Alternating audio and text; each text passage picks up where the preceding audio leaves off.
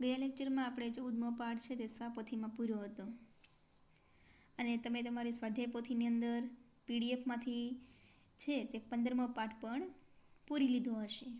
તો આજે મિત્રો આપણે 15મો પાઠ ઠંડુ કે ગરમ એ આપણે સ્વાધ્યાય પોથીની અંદર તમે લોકોએ પૂરેલો જ છે.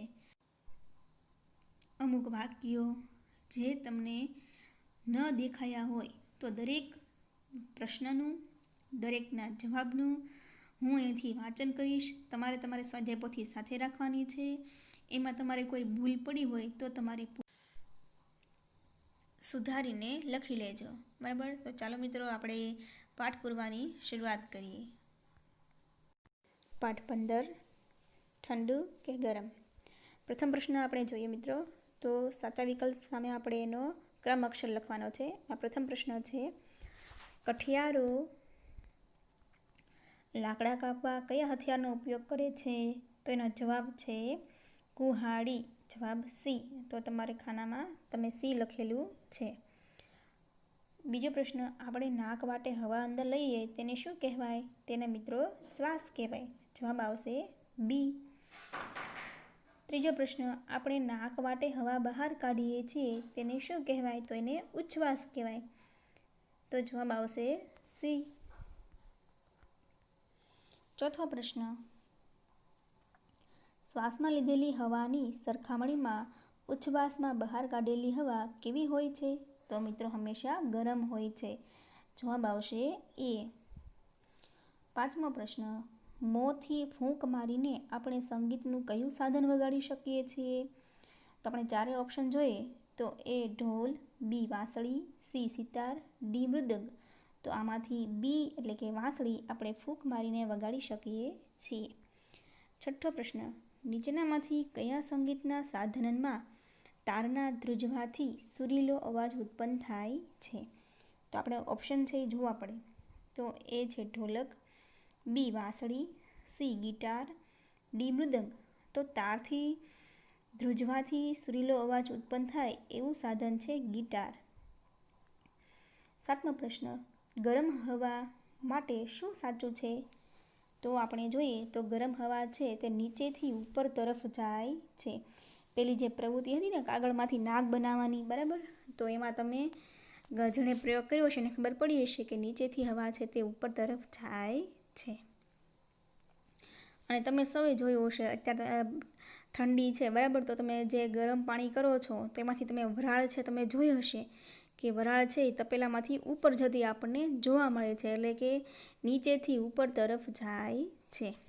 બીજો પ્રશ્ન, યોગ્ય શબ્દ વડે નીચેની ખાલી જગ્યા પૂરો. તો આપણે પ્રથમ ખાલી જગ્યા હું સાથે જવાબ પણ બોલીશ. તમારે તમારી સ્વાપોથીમાં તમે જવાબ બરાબર લખેલો છે કે નહીં એ તમારે જોઈ લેવાનું છે. એટલે હું આખું વાક્ય સાથે જ બોલીશ. આ એનો જવાબ છે, આ આમ છે, એવી રીતે હવે નહીં કહું, કેમ કે હવે તમને ખબર પડી ગઈ છે. આપણે 12મો પાઠ, 13મો પાઠ, બરાબર, 14મો પાઠ આવી જ રીતે પૂરો છે. એટલે હવે આપણને ખબર પડી ગઈ છે. પ્રથમ ખાલી જગ્યા છે, જંગલમાં લાકડા કાપવાનું કાર્ય કરે છે તેને કઠિયારો કહે છે.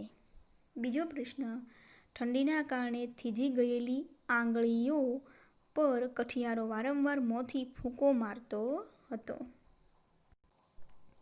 ત્રીજી ખાલી જગ્યા, જંગલમાં ભૂખ લાગતા કઠિયારો બટાટા બાફીને ખાતા. ચોથો પ્રશ્ન, મોંથી નજીક હાથ રાખીને ફૂંક મારવાથી હાથ પર ગરમ હવાનો અનુભવ થાય છે. પાંચમી ખાલી જગ્યા, મદારી મોરલી કૌંસની અંદર બીન કૌંસ પૂરો નામનું વાદ્ય મોંથી હવા ફૂંકીને વગાડે છે. છઠ્ઠો વાક્ય, સંગીતનું ઢોલક નામનું સાધન લાકડાની દાંડી અથવા હાથની થાપટ વડે વગાડવામાં આવે છે. સાતમું વિધાન, નાક વાટે ઉચ્છ્વાસથી નીકળતી હવા હંમેશા ગરમ હોય છે. આઠમું વિધાન, હૃદયના ધબકારા માપવા માટે ડૉક્ટર સ્ટેથોસ્કોપ નામના સાધનનો ઉપયોગ કરે છે. ત્યારબાદ આપણે હવે ત્રીજો પ્રશ્ન જોઈએ. કે સાચા વિધાન સામે સાચાની નિશાની અને ખોટા વિધાન સામે ખોટાની નિશાની કરવાની છે. એમાં તમે બધાય નિશાની છે તે યોગ્ય કરેલી જ છે, બરાબર. પરંતુ હું દરેક વિધાન વાંચું છું અને તમે બરાબર નિશાની કરી છે કે નહીં એમ તમારે તમારી સ્વાધ્યાય પોથીની અંદર જોઈ લેવાનું છે. પ્રથમ વાક્ય, આપણે નાક વાટે શ્વાસ લઈ મોં વાટે બહાર કાઢવો જોઈએ.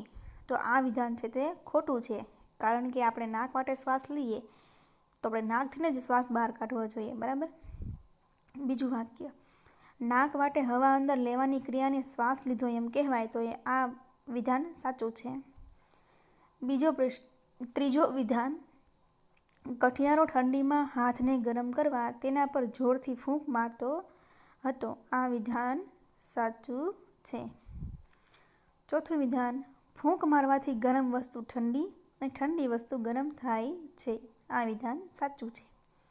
પાંચમું વાક્ય, ઠંડી હવા ભારે અને ગરમ હવા હલકી હોય છે.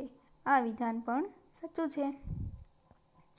છઠ્ઠું વિધાન, મોંથી ફૂંક મારતા નીકળતી હવામાં વરાળ હોય છે. આ વિધાન સાચું છે. એટલા માટે લોકો ચશ્મા સાફ કરવા માટે આવી રીતે હવા છે તે મોઢામાંથી કાઢતા હોય છે. સાતમું વિધાન, ઢોલક તારની ધ્રુજારીથી વાગતું સંગીત સાધન છે. તો આ વિધાન ખોટું છે. તો હાથની થાપટ વડે વાગતું સાધન છે. આઠમું વિધાન, વાંસળી મોંની ફૂંક વડે વગાડવામાં આવતું સંગીતનું સાધન છે. આ વિધાન સાચું છે.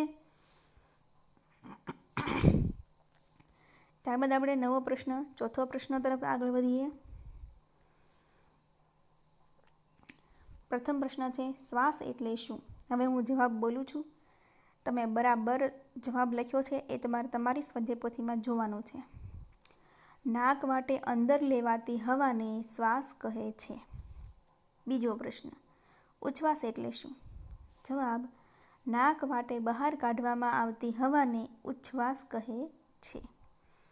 ત્રીજો પ્રશ્ન, મોંમાંથી ફૂંક મારી બહાર કાઢેલ હવા આજુબાજુની હવાની સરખામણીમાં કેવી હોય છે? તો જવાબ બોલું છું.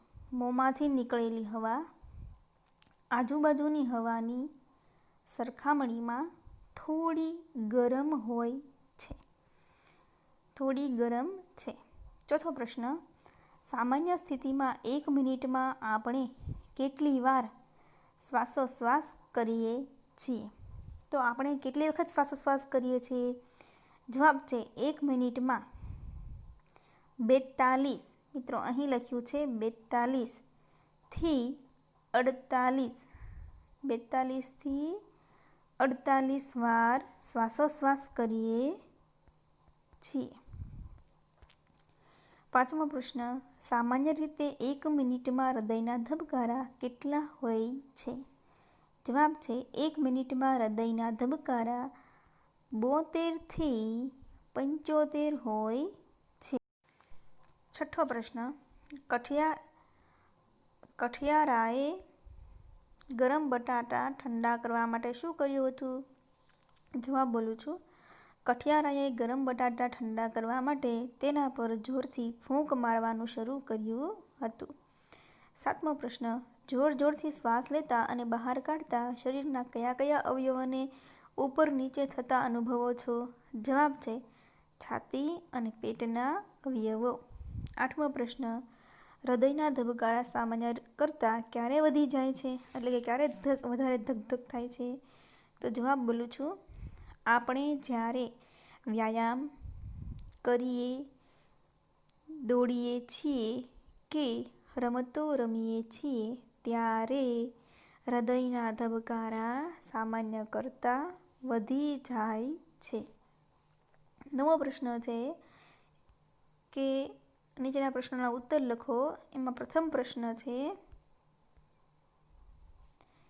જ્યારે કોઈ ખોરાક ખૂબ ગરમ હોય ત્યારે તમે તેને કેવી રીતે ઠંડો કરો છો? જવાબ જોઈએ.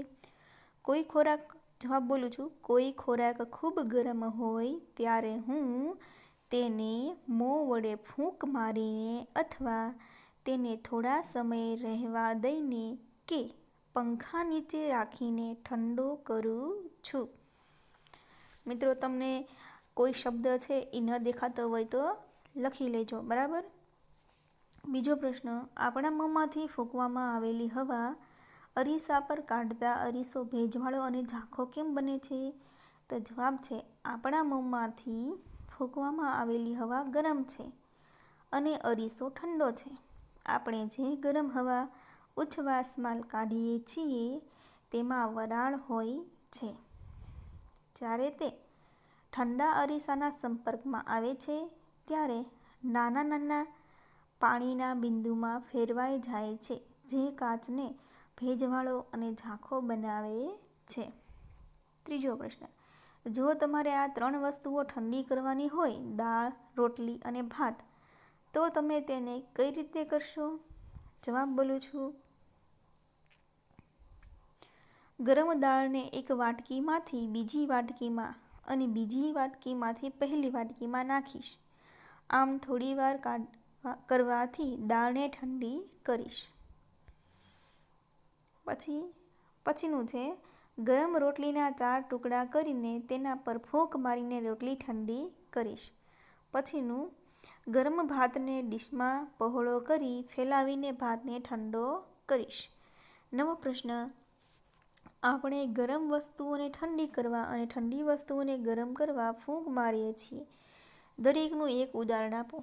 તો અમે એકડો અને બગડો એમ 2 કરેલું છે, બરાબર. તો આપણે એકડો જોઈએ.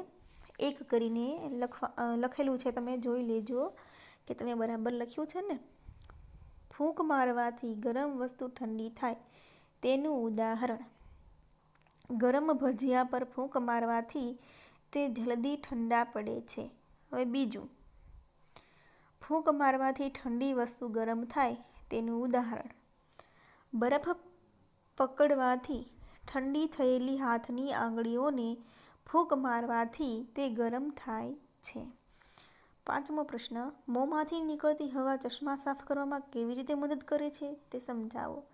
જવાબ છે, મોંમાંથી નીકળતી હવામાંના ભેજને લીધે ચશ્માના કાચ ઝાંખા પડે છે. તે પાણીના નાના નાના બિંદુઓ છે. તેને કપડાં વડે લૂછવાથી ચશ્મા સાફ થઈ જાય છે. ત્યારબાદ 6થો પ્રશ્ન છે, માગ્યા મુજબ જવાબ લખો. એમાં પ્રથમ પ્રશ્ન, તમે તમારા મોંથી કયા કયા કામ માટે હવા ફૂંકો છો? તો એમાં મેં મુદ્દાઓ લખ્યા છે 1, 2, 3, 4, 5, 6. તો તમે પણ એવી રીતે લખેલા છે. તો ચાલો મિત્રો, એને વાંચું છું. તમે પણ તમારી સ્વાધ્યાય પોથીમાં વાંચજો. સીટી વગાડવા માટે, કે આપણે ફૂંક મારીને આપણે કઈ કઈ જગ્યાએ ફૂંક મારીએ છીએ એમ, બરાબર. કયા કયા કામ માટે આપણે છે તે મોંથી ફૂંક મારીએ છીએ. તો પ્રથમ મુદ્દો છે સીટી વગાડવા માટે. બીજો મુદ્દો, ભૂંગળી વડે ચૂલામાં અગ્નિ પ્રગટાવવા માટે. ત્રીજો મુદ્દો, કપડાં અથવા અન્ય વસ્તુઓ પરથી ધૂળ ઉડાડવા માટે. ચોથો મુદ્દો, ચશ્માના કાચને સાફ કરવા માટે. 5મો મુદ્દો, કાગળની ફરકડી ફેરવવા માટે.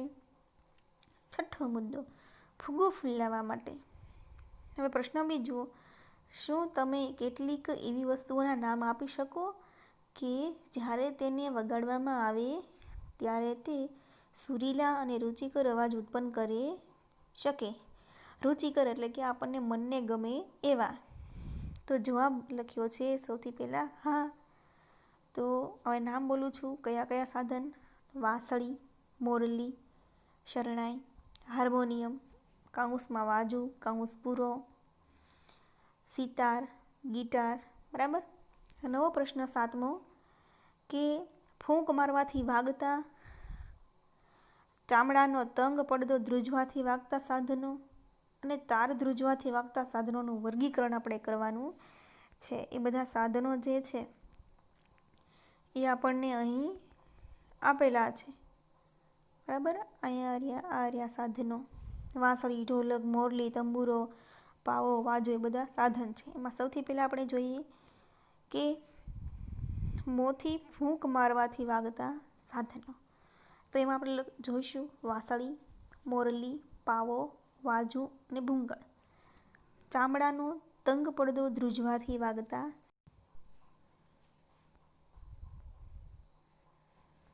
એમાં 2 જ નામ છે, ઢોલક અને મૃદંગ. ત્યારબાદ છે તાર ધ્રુજવાથી વાગતા સાધનો, તેમાં ગિટાર, સિતાર અને તંબુરો. ત્યારબાદ મિત્રો તમારા વોટ્સ પ્રશ્ન છે પેજ નંબર 31 ઉપર, તે જોઈએ. જેમાં વિકલ્પવાળા પ્રશ્નો છે. પ્રથમ પ્રશ્ન છે, ગરમ વસ્તુ પર ફૂંક મારતા વસ્તુ પર શી અસર થાય છે? તો જવાબ છે ઠંડી પડે છે. જવાબ આવશે બી. પ્રશ્ન બીજો, મિયા બાલિસ્તીએને કઠિયારો કેવો લાગ્યો? તો કે ભૂત કે જીન જેવો લાગ્યો. એનો પણ જવાબ આવશે બી. ત્રીજો પ્રશ્ન, ચામડાના તંગ પડદાને ધ્રુજાવી સંગીતનું કયું સાધન વગાડી શકાય છે? તો કે તબલા. એનો જવાબ આવશે સી. ચોથો પ્રશ્ન, સ્ટેથોસ્કોપનો શો ઉપયોગ છે? એનો જવાબ આવશે બી, હૃદયના ધબકારા માપવા માટે. તો મિત્રો આ સાથે આપણી સ્વાધ્યાય પોથી છે તે અહીં આપણે પૂરી કરીએ છીએ. નવા લેક્ચરમાં આપણે નવા પાઠ સાથે મળશું. ત્યાં સુધી મિત્રો આવજો. જય હિન્દ, જય ભારત.